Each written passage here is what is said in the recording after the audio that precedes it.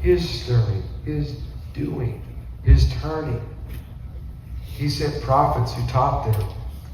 He enabled them with His presence and their obedience to be able to listen to Him and to get the job done.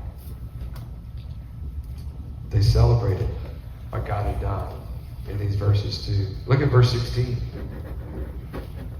The people of Israel, the priests and the Levites, the rest of the returned exiles, they celebrated the dedication of this house of God with joy. They offered at the dedication of the house of God 100 bulls, 200 rams, 400 lambs, and as a sin offering for all of Israel, 12 male goats, according to the number of the tribes of Israel. So one for each tribe.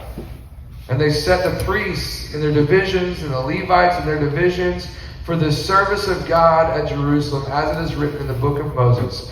Verse 19, on the 14th day of the first month, the returned exiles kept the Passover, for the priests and the Levites had purified themselves together. All of them were clean.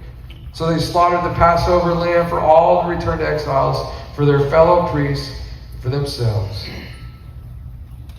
It was eaten by the people of Israel who returned from exile, and also everyone who had joined them and separated himself from the uncleanness of the people of the land, to worship the Lord, the God of Israel.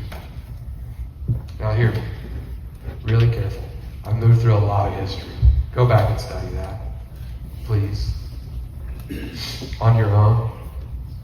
But know this, when God is at work, and He's working for renewing and reviving, there should be a joyful response in our hearts and in our lives. Work hard, then play hard. I used to say that all the time as a youth minister. Whenever we'd go on mission trips and do different things, I'd say, guys, we're going to work hard, and if we do that, then we'll play hard. And oftentimes we played really hard. We had a lot of fun. But we worked really hard because God allowed us to.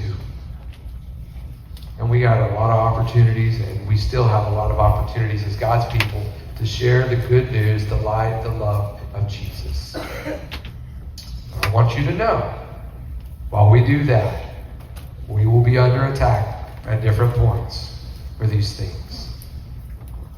But here's what I know. This church exists to glorify God and to lead people to Jesus in the process.